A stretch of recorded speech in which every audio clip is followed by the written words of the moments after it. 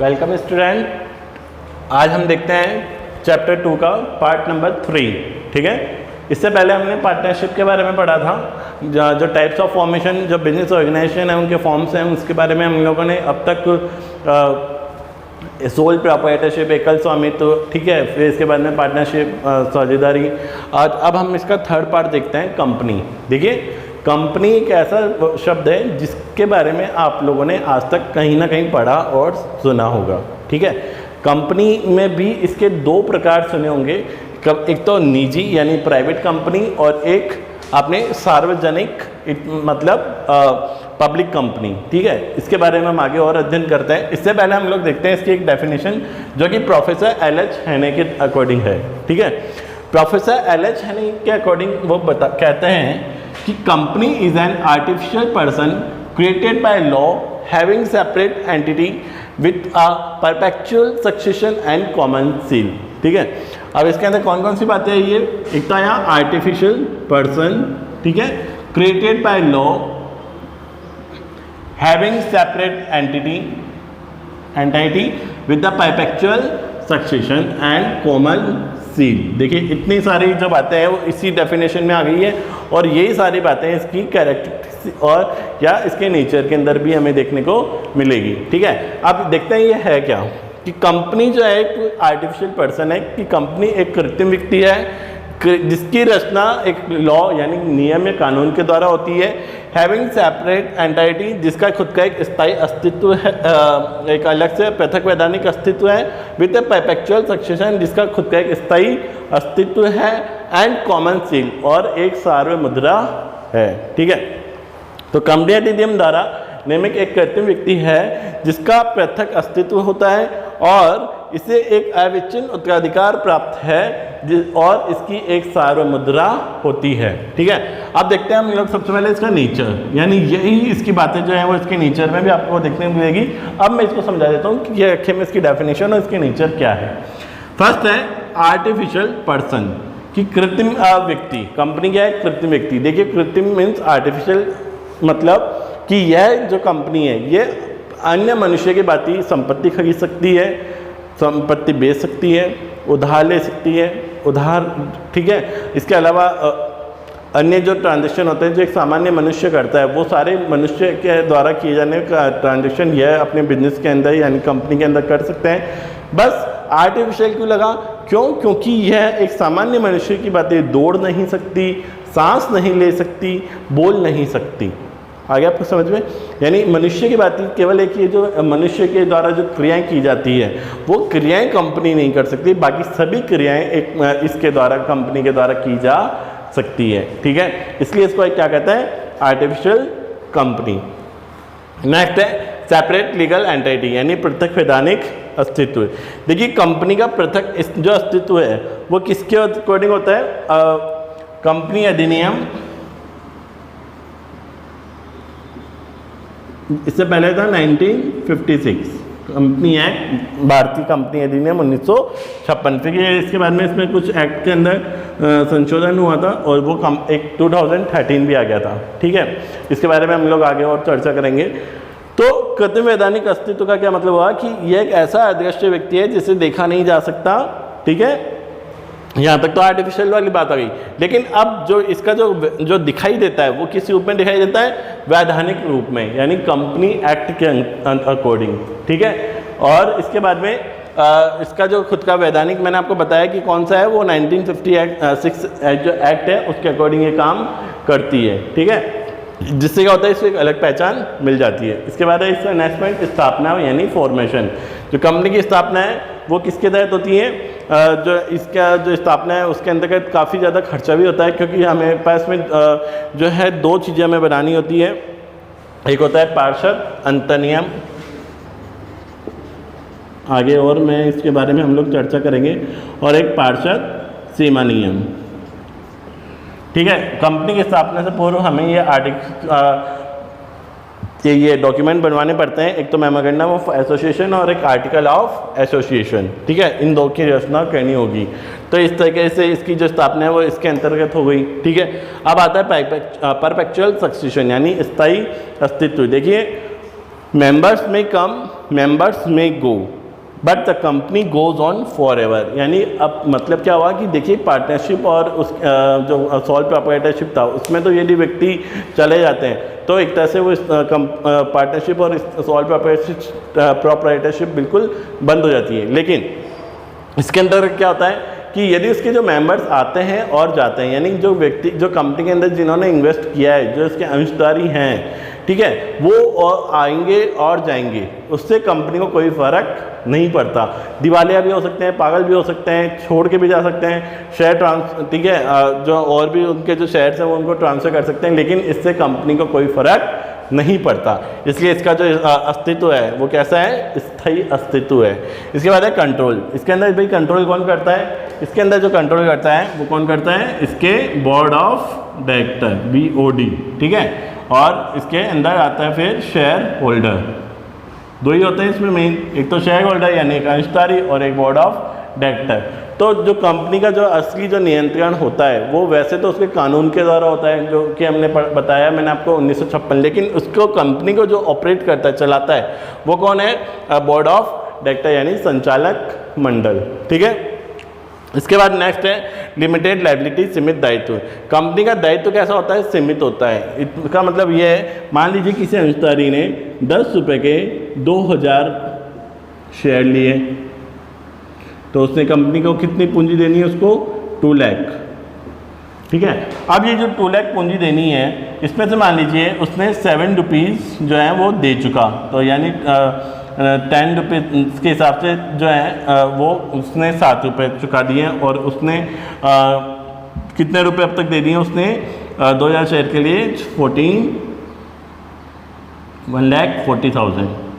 अब उसके 3 रुपीज़ के हिसाब से अब यहाँ पे जो है 7 रुपीज़ वो दे चुका है, 10 रुपये में से 7 रुपये वो दे चुका, और शेयर कितने 2000, तो 2 लाख के तो शेयर हो गए, ये तो कितने के हैं 10 के, 7 रुपये के हिसाब से उसने चुका दिए हैं अब तक, ठीक है। और कितने उसने चुका दिए हैं अब तक, 7 रुपये के हिसाब से उसने चुका दिए हैं आपको 20,000 7,000 के हिसाब से उसने उसको चुका दिए हैं, तो 3 रुपये और चुकाने, है ना, ठीक है। तो यहाँ पे वो 3 रुपये और इसको चुकाएगा, तो यानी कंपनी का जो यानी कंपनी से जो वो मांगता है, या कंपनी के पास में जो उसका अधिकार है वो कितना होगा, केवल 3 रुपये का। 10 रुपये तो टोटल थे, 10 रुपये टोटल में से 7 रुपये के हिसाब से वो दे चुका। अब 7 रुपये के हिसाब से वो यदि दे चुका, ठीक है, 7 2 जा 14,000 वो दे चुका है। इसके बाद में अब वो मांग कि अब 3 रुपीज़ और देने हैं, तो 3 2 जा 6, यानी कि 6,000 रुपये और कंपनी ज़्यादा से ज़्यादा उससे मांग सकती है, इससे ज़्यादा कंपनी को कोई अधिकार नहीं होगा। तो यहाँ पे लायबिलिटी कैसी हो गई, शेयर होल्डर की लिमिटेड, ठीक है, आगे समझ में। अब हम देखते हैं कॉमन सील यानी सार्वमुद्रा, जो कि ये वहाँ पे भी था। सार्वमुद्रा का मतलब क्या होता है कॉमन सील का, कि कंपनी के पास में ऐसे तो कोई भी जो चीज़ है वो शो करने के लिए नहीं है, उसके जीवित होने की, ठीक है, लेकिन जो जीवित होने के लिए जो उसको दिखाना है वो क्या है, उसका सील, ठीक है। मान लीजिए वो जो जिसे हम कहते हैं स्टाम्प, ठीक है, ये जो कंपनी का एक जो नाम होगा, जो भी मान लीजिए आप हम लोग जैसे लेते हैं, एक रिलायंस ले लेते हैं, है ना, रिलायंस कंपनी प्राइवेट लिमिटेड, है ना, इस प्रकार से ये मान लीजिए, तो ये कंपनी की सील है।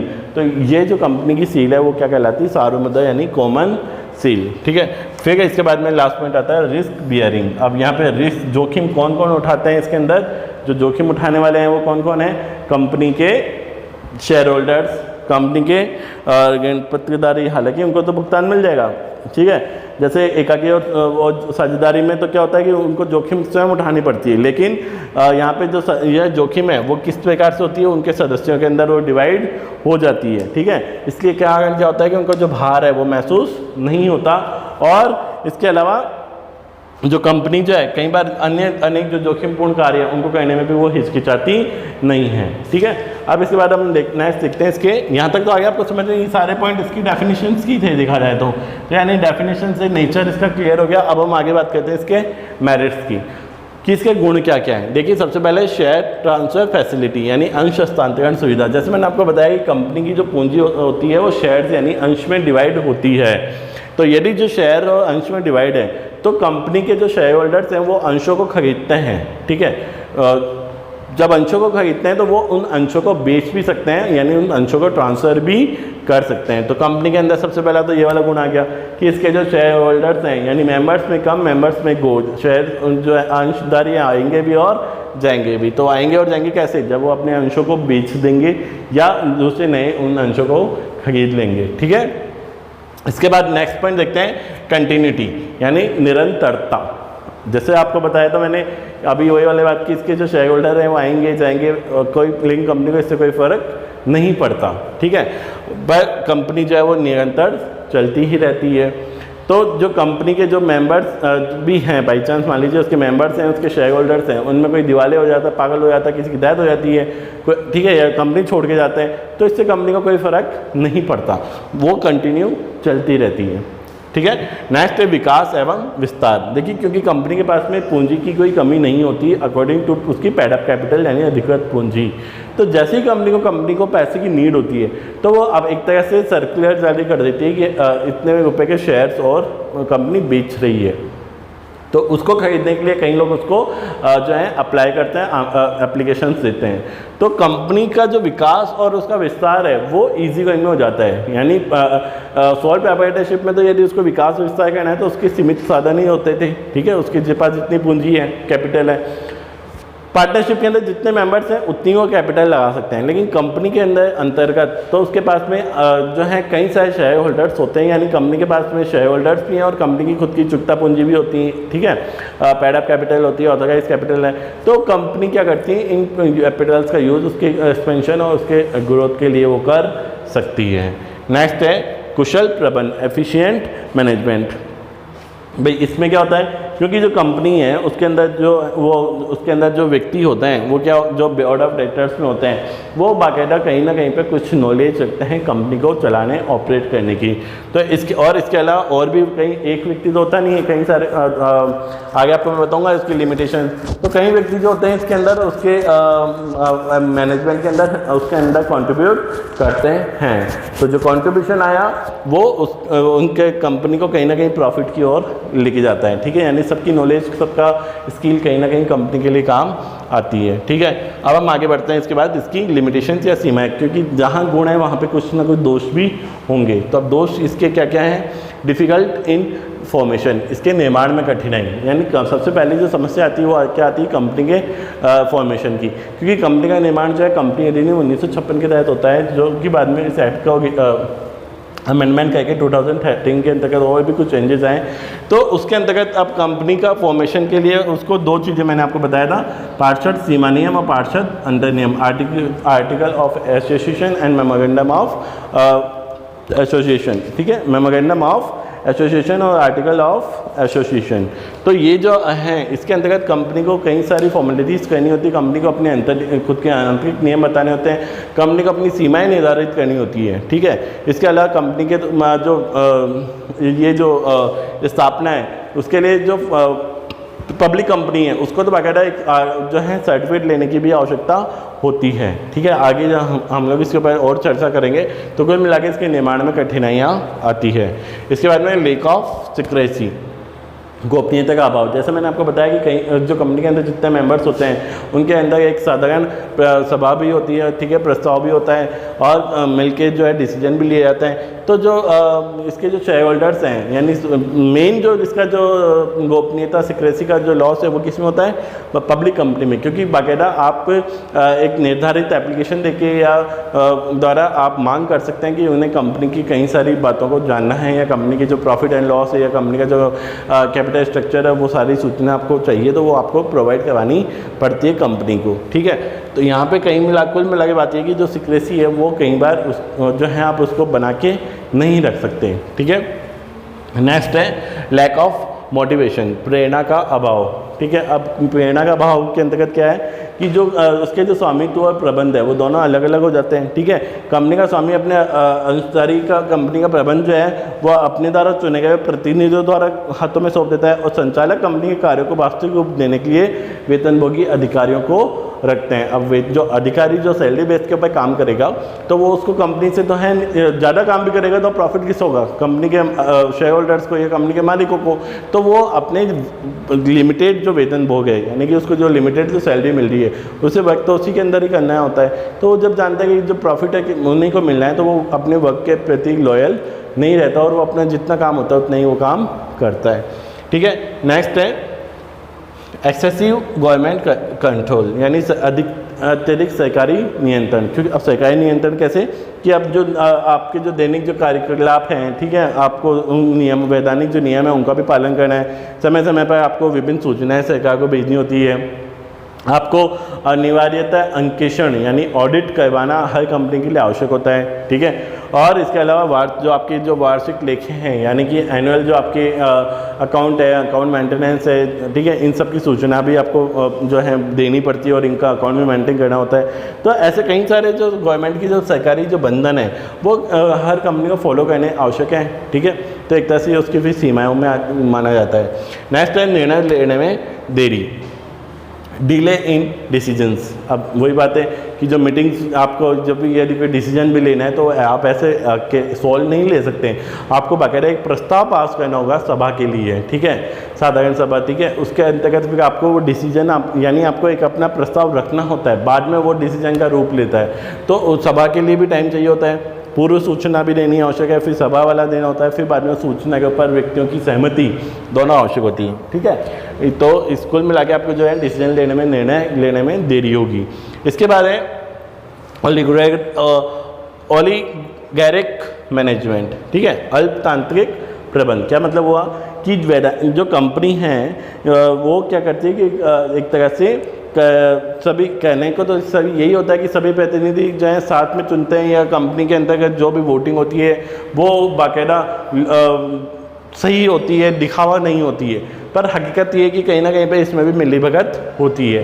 यानी जो कंपनी के संचालक मंडल यानी जो बोर्ड ऑफ डायरेक्टर्स हैं वो चाहते यही हैं कि वो व्यक्ति अपने ही व्यक्तियों को उस मीटिंग के अंदर रखें या उन्हीं व्यक्तियों को वो चुनें, ताकि उनको किसी भी प्रकार की उनकी मोनोपोली या उनकी एक तरह से ग्रुपिज्म जो है वो बना हुआ रहे और उनको किसी प्रकार का बाहरी लोगों को जो है इन्वॉल्व न करने पड़े। अब बाहरी लोग कौन है, उसके शेयर होल्डर्स। तो कई शेयर होल्डर्स जो है उनको तो ये पता भी नहीं होता कि कंपनी का वास्तविक स्वरूप है कहाँ पे, कंपनी का बोर्ड ऑफ डायरेक्टर का मालिक कौन है। ठीक है, इसमें सदस्य कितने हैं, इनमें मीटिंग कब कब हुई, ये किसी को पता नहीं होता है। ठीक है, तो वो लोग क्या कहते हैं, आंतरिक ही अपने डिसीजंस लेना चाहते हैं और आंतरिक ही डिसीजंस लेते हैं। ठीक है, अब नेक्स्ट है कॉन्फ्लिक्ट अमंग इन्वेस्टर्स, निवेशकर्ताओं के बीच में झगड़े मान लो या विचारों का मतभेद, अब उनमें संघर्ष। अब इसके अंदर निवेशकर्ता कौन कौन हो गए, एक तो आपके आ जाते हैं शेयर होल्डर्स और एक आ जाते हैं आपके इसमें इन्वेस्टर, यानी जो इसके अंदर पैसा इन्वेस्ट कर रहे हैं। ठीक है, तो अब जो शेयर होल्डर्स हैं और जो इसके ऋण पत्रधारी हैं, ठीक है, जो इसके क्रेडिटर्स मान लीजिए या इसको जो आप डिबेंचर्स कह दीजिए इसको, तो ये जो व्यक्ति हैं शेयर होल्डर क्या चाहता है कि उसको ज़्यादा से ज़्यादा लाभांश मिले और ऋण पत्रधारी क्या चाहते हैं, यानी जो डिबेंचर्स वाले हैं कि ज़्यादा से ज़्यादा लाभ को संचय रखा जाए। यानी एक व्यक्ति तो कह रहा है कि लाभ बांटो और एक व्यक्ति कह रहा है कि लाभ को रिजर्व संचय रखो। तो कहीं ना कहीं पे दोनों के बीच में इस तरीके से मतभेद चलता रहता है। ठीक है, अब यहाँ पे फिर क्या बात है इसका टाइप्स, निजी और सार्वजनिक। यानी कंपनी के दो प्रकार हैं, एक तो है प्राइवेट और एक है पब्लिक। सिंपल सी डेफिनेशन, प्राइवेट कंपनी वह है जो पब्लिक नहीं है और पब्लिक कंपनी वह है जो वो प्राइवेट कंपनी नहीं है। इसको अपने जो नाम है कंपनी का जो नाम होगा उसके पीछे प्राइवेट लिमिटेड लिखना आवश्यक है। इसको अपने नाम के पीछे इस प्रकार से सिर्फ क्या लगाना है, लिमिटेड। इसकी सदस्य संख्या 2 से 50 होती है और इसकी सदस्य संख्या 7 से जो है अनलिमिटेड है। ठीक है, आप कितने भी सदस्य हो सकते हैं।